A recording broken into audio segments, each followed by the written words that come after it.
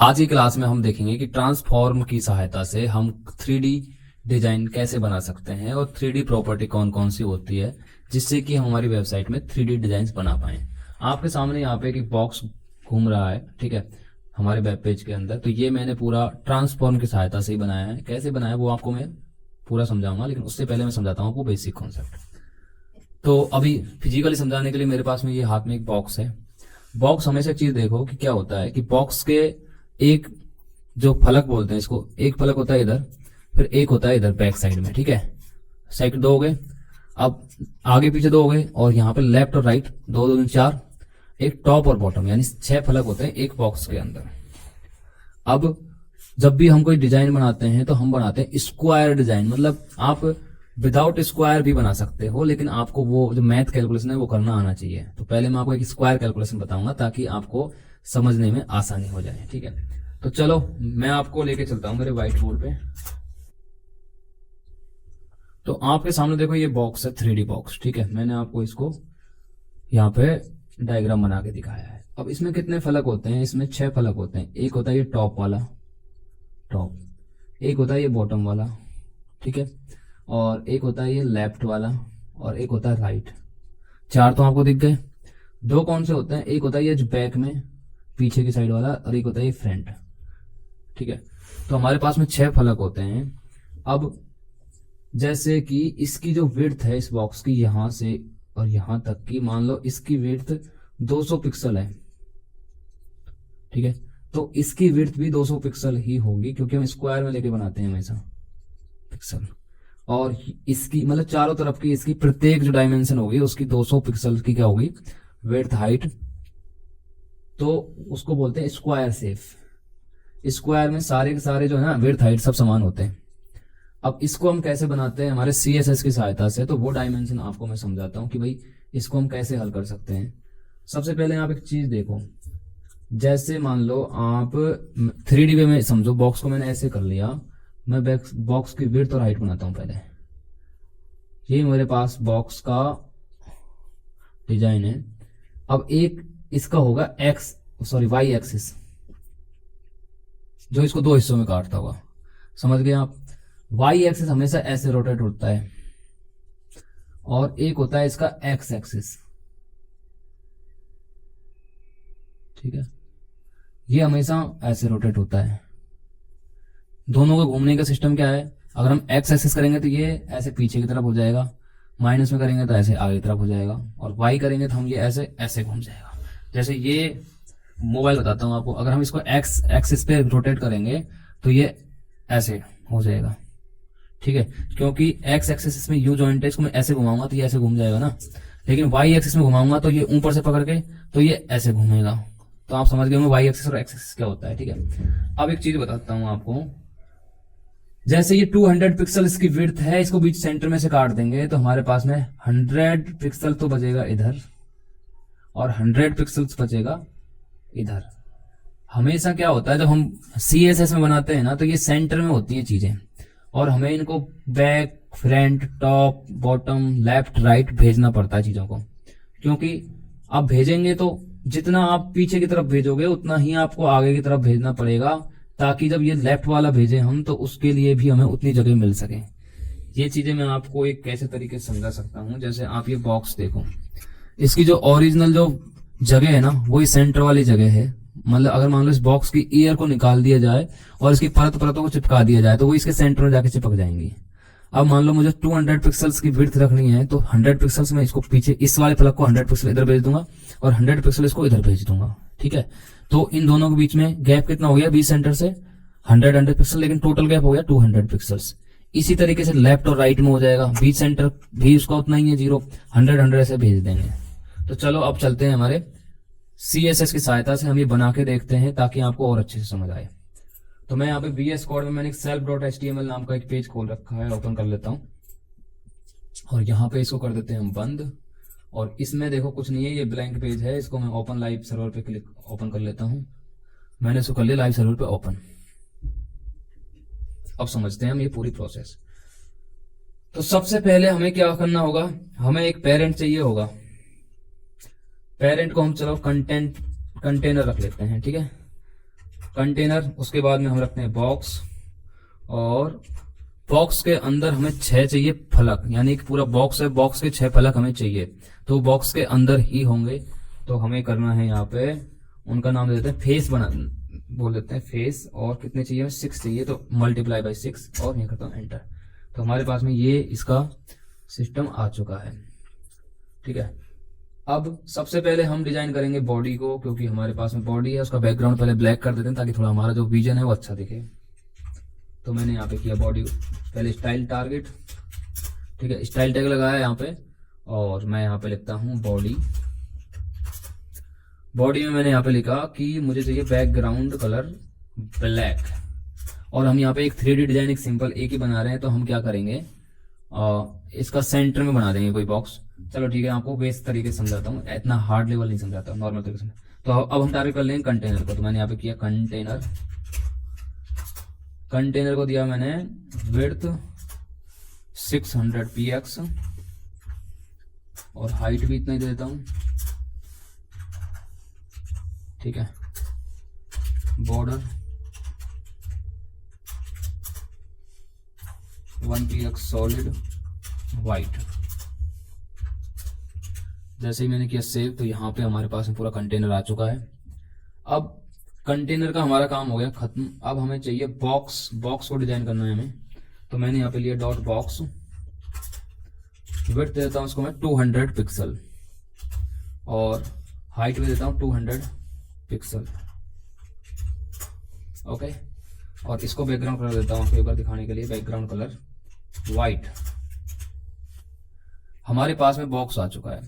पहला काम हमारा ये है कि इस बॉक्स को हम इसके सेंटर में लेके आए, ताकि ये दिखने में भी अच्छा दिखे, और हमारी जो रोटेशन है उसको रोटेट कराने में कोई दिक्कत ना आए, क्योंकि स्टेप बाय स्टेप फॉलो करोगे ना आप, तो ज्यादा अच्छे समझ पाओगे।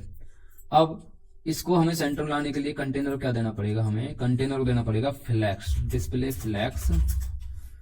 ओके, और जस्टिफाई कंटेंट सेंटर, मैंने किया सेव, तो ये यहाँ पे सेंटर में आ गया।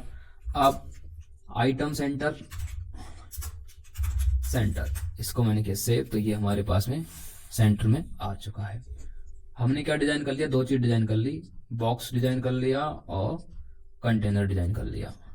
अब हमें डिजाइन करना है हमारे ये वाली क्लास, इनको हम नंबर दे देते हैं 1 2 3 4 5 और 6। हमारे पास में ये इसके अंदर आ गए। तो अब एक चीज बताता हूं मैं आपको, नॉर्मल सी। पहले तो आपको पता है कि पोजीशन की सहायता से हम इनको एक जगह पे रख लेंगे, यानी सब बॉक्स की हमारी साइज एक ही होनी चाहिए। तो नॉर्मल सी बात है, मैं यहाँ पे डॉट फेस क्लास लगा के इनको विड्थ दे देता हूँ 200 पिक्सल्स, और हाइट दे देता हूँ 200 px। ठीक है, अभी मैंने इनको क्या नहीं दिया, बैकग्राउंड कलर नहीं दिया, तो बैकग्राउंड कलर एक बार देता हूँ, बैकग्राउंड कलर RGBA। मैंने पहले आपको पढ़ा चुका हूँ, इसका क्या फायदा होता है वो नहीं पता तो पुरानी क्लास की लिंक ऊपर है, उसको में देख लीजिए आप। तो यहाँ पे मैं देता हूँ ब्लैक कलर का कोड,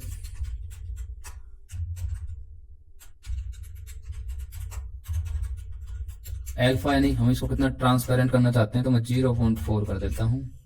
देखो हमारे बाकी बॉक्स यहाँ पे नीचे आ गए हैं। तो अभी मेन बॉक्स को हमें बैकग्राउंड कलर देने की जरूरत नहीं है, क्योंकि वो हमारा मेन बॉक्स है। और बॉक्स को हम एक बार बॉर्डर दे देते हैं 1 px सॉलिड वाइट, मैंने दिया है भाई। तो आपके पास में ये 6 बॉक्स जो हमने इसको फेस दिया था, फलक बनाए थे, वो आ गए। अब हमारा काम है उस बॉक्स के चारों तरफ इन्हें लपेटना। तो देखो इन जो 6 फलक हमारे पास में आए हैं, इनको इस बॉक्स को 3D दिखाने के लिए सबसे पहले इनको एक जगह लाना होगा, यानी कि इनकी जो पोजीशन जो है वो सेम होनी चाहिए। तो उसके लिए हम क्या करेंगे, मैंने आपको बता रखा है कि बॉक्स जो इनका पेरेंट है उनको पोजीशन देंगे रिलेटिव, ताकि वो अपनी जगह को ना छोड़े, इसकी जो मेन जगह है इसको खाली ना करे। और यहाँ पे इसको देंगे हम पोजीशन एब्सोल्यूट। ठीक है, जैसे मैंने किया सेव, तो जितने भी हमारे फलक थे ना 6 के 6, वो हमारे एक जगह पे आ गए हैं। सबसे पहले अब मैं आपको एक चीज समझाता हूं कि हाँ,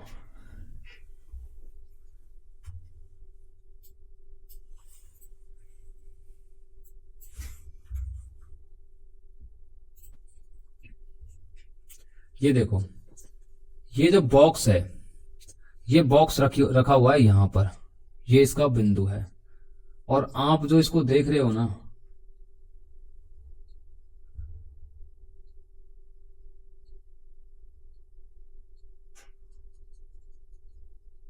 मतलब आप जो इसको देख रहे हो वो देख रहे हो यहां से। अब मान लो आपके यहां से और यहां तक की जो दूरी है ना, ये है 1000 पिक्सल्स, समझ गए। अब मान लो आप जब 1000 पिक्सल दूर से इसको यहां पे देख रहे हो तो आपको ये इतनी दूर दिखाई दे रहा है। लेकिन मान लो आप इसको कर दो 500 पिक्सल्स, तो आपकी जो दूरी है देखने की वो यहां से ना होकर यहां से हो जाएगी। तो आपको ये थोड़ा बड़ा दिखेगा, क्योंकि जब चीज कोई हमारे पास में आती है, जैसे ये बॉक्स है, अभी आप इसको देख रहे हो 1000 पिक्सल दूरी से, लेकिन मैं जैसे इसका 100 पिक्सल दूरी कर देता हूँ, ये आपके सामने आ गया। अब ये आपको बड़ा दिख रहा है, ठीक है।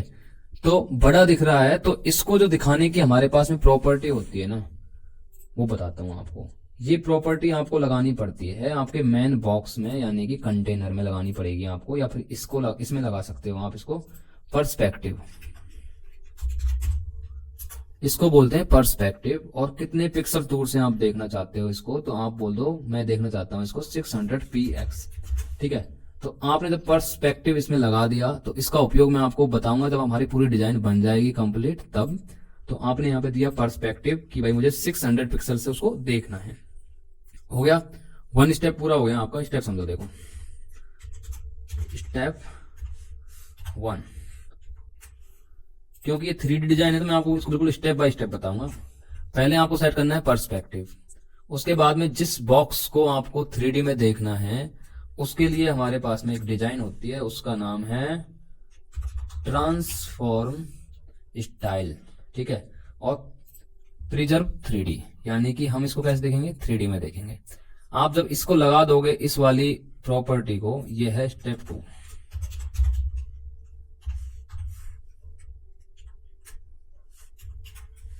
ठीक है। अब आपने लगा दिया यहाँ पे प्रिजर्व 3D, तो ये हो गया कन्वर्ट 3D में। 3D में आपको दिख नहीं रहा तो मैं दिखा देता हूं। यहाँ पे हम लिखेंगे ट्रांसफॉर्म, ट्रांसलेट, रोटेट एक्स, और एक्स में हमें करना है यहाँ पे 25 डिग्री पे, ठीक है। और रोटेट वाई कर देते हैं 25 डिग्री पे।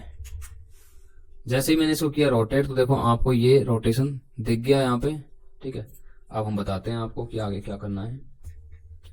अब जैसे ही आपने यहाँ पे इसको रोटेट कर दिया, तो ये सारे के सारे जो पेज हैं हमारे यहाँ पे वो रोटेट हो गए। अब आपको इनके बीच में गैप क्यों नहीं दिख रहा, तो गैप आपको इसलिए नहीं दिख रहा कि सारे एक दूसरे के ऊपर चिपके हुए हैं, इनके बीच में हमने गैप नहीं दे रखा। अब आपको एक चीज समझाता हूँ गैप देने के लिए।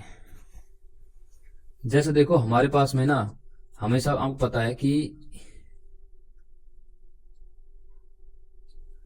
ये होता है एक्स, ये होता है वाई, ठीक है। मतलब आप समझ सकते हो कि ये जो मेरा हाथ है इधर ये साइड का, ये हो गया एक्स, और जो मेरे ऊपर तरफ जाएगा ये हो गया वाई। लेकिन जो मेरा सामने आएगा ना, सामने की तरफ, इसको बोलते हैं जेड। और इसको दिखाने के लिए देखो ऐसे लाइन खींचते हैं ताकि थोड़ा तिरछा देखें अपन कि भाई ये जेड है। जैसे मैं आपके पास में आऊंगा, ये जो पेन है मेरे हाथ में, इसको मैं जेड पे लेके आऊंगा तो ये सीधा सीधा सामने आएगा, इसको बोलते हैं जेड डायरेक्शन। तो आप समझ गए कि एक्स डायरेक्शन जो है ऐसे होती है, यानी कि वो लेफ्ट और राइट पे काम करती है। माइनस दोगे तो राइट में जाएगा, और प्लस में दोगे तो लेफ्ट में जाएगा। और वाई डायरेक्शन टॉप और बॉटम में काम करती है। जेड डायरेक्शन जो होती है हमारे फ्रंट और बैक में काम करती है, ठीक है। तो उम्मीद करता हूं कि ये डायरेक्ट चीजें तो आपकी क्लियर हो गई होंगी। तो उसको देने के लिए अब हमें क्या करना है आगे समझते हैं। आपने यहां तक का कोड देख लिया, इसको मैं थोड़ा सा मैनेज कर देता हूं ताकि दिक्कत ना आए आपको कोड देखने में। ओके, अरे यार, ठीक है, अब ठीक है। तो अभी सारे चिपके हुए हैं, अब हम आगे चलते हैं। देखो हमने यहाँ पे 1 2 3 4 5 6 7 8 दे दिया। यहाँ पे क्लास दे दिया फेस, क्योंकि फेस में हमें एक ही जगह पे जो सारी क्लास लगानी थी, विड्थ हाइट बार बार ना देनी पड़े उसके लिए। अब हम इन सब में एक अलग क्लास ऐड कर देते हैं, इसको कर देते हैं फ्रंट, ठीक है। फिर यहाँ इसको बोल देते हैं कि भाई ये बैक वाला पार्ट बना दिया हमने, ओके। अब यहाँ पे हम लगा देते हैं राइट पार्ट है ये हमारा, और यहाँ पे देते हैं हम लेफ्ट, और ये हो जाएगा हमारा टॉप, और ये हो जाएगा हमारा बॉटम, ठीक है। हमने क्लास दे दी यहाँ पे 6। अब देखो दोस्तों, हमें करना क्या है, हमें कुछ नहीं करना, नॉर्मल सी यहाँ पे अब हम देंगे यहाँ पे फर्स्ट जो हमने फ्रंट बनाया था ना, फ्रंट को हम देंगे ट्रांसफॉर्म। आप ऐसे भी लिख सकते हो, ऐसे भी लिख सकते हो, कोई इशू नहीं है। यहाँ पे देखो ट्रांसफॉर्म, ट्रांसफॉर्म में हमें देना है यहाँ पे, अभी बताया था ट्रांसलेट जेड डायरेक्शन, यानी कि जो हमारा जो फ्रंट है वो हमारे यहाँ पे है और हमें इसको आगे खिसकाना है कितना, 100 पिक्सल्स। तो हम यहाँ पे दे देंगे 100 px। जैसे मैंने किया सेव, ये देखो ओरिजिनल जगह से 1 नंबर जो है 100 पिक्सल्स आगे आ गया, ठीक है।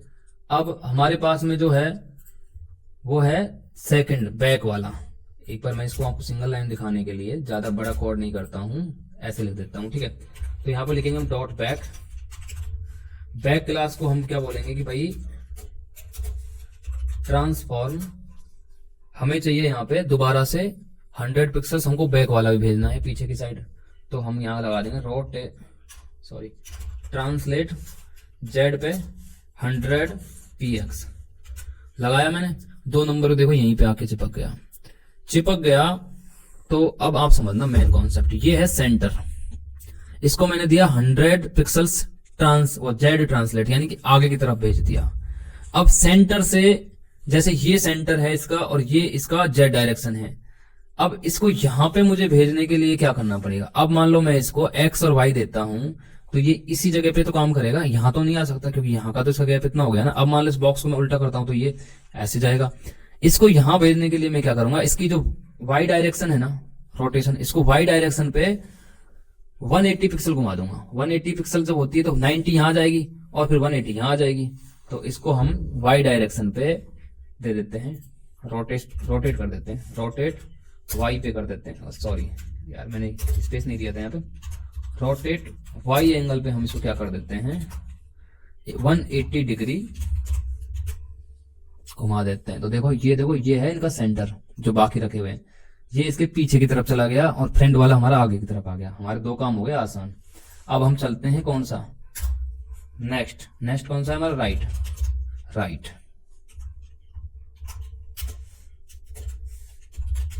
ट्रांसफॉर्म, सबसे पहले हम दे देते हैं यहाँ पे ट्रांसलेट, इसको भी हम क्या करते हैं 100 पिक्सल्स हमें कहाँ भेजना पड़ेगा, जो उसकी जगह है उससे हमें आगे की तरफ भेजना है, क्योंकि हमें तो 100 पिक्सल चाहे बीच में, जब बीच सेंटर में बॉक्स के में हूं तो मुझे तो इधर भी 100 पिक्सल्स भेजना है। तो इस डायरेक्शन पे भी 100 पिक्सल चाहिए, इस पे भी चाहिए और पीछे भी चाहिए, तब जाके पूरा प्रॉपर स्क्वायर वेव का बॉक्स बनेगा। तो मैंने जैसे इसको 100 पिक्सल दिया था, ये आके चिपक गया कहाँ, यहाँ पर चिपक गया। अब मुझे क्या करना है भाई, यहाँ पे तो ऑलरेडी मैंने 1 नंबर को भेज रखा है यार।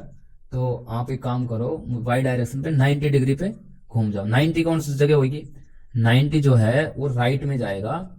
और राइट में कैसे जाएगा कि जो अभी ये जगह है, ठीक है, और मेरा जो फलक है वो ऐसे है आपके सामने, ठीक है, ऐसे चिपका हुआ है। मैं कहूंगा इसको कि भाई 90 पे वाई डायरेक्शन पे घूम जा। तो वाई हमेशा ऐसे घूमता है और एक्स ऐसे होता है, तो एक्स हमेशा ऐसे घूमता है। तो जब ये 90 पे घूमेगा तो इधर से ऐसे तो घूमेगा, तो ये राइट में जाके चिपक जाएगा। तो अब मैं इसको बोलता हूं कि रोटेट वाई एंगल, और एंगल पे हो जाए भाई 90 डिग्री। अब जैसे मैंने किया सेव, तो देखो ये यहां पर आकर चिपक गया, आपने समझ लिया। अब ऐसे ही हम लेफ्ट को भेज देंगे, इसको हमने प्लस में भेज दिया तो हम लेफ्ट को माइनस में भेज देंगे। यहाँ पे कर दिया माइनस और यहाँ पे मैंने डायरेक्ट कर दिया लेफ्ट और राइट में तो देखो कोई कॉन्सेप्ट नहीं, राइट समझ गए आप तो लेफ्ट भी आप समझिए, वो माइनस प्लस में भेजा था, इसको हमने माइनस में भेज दिया। हमारे पास 4 फलक आ गए हैं। अब हमारे पास रह गए टॉप और बॉटम।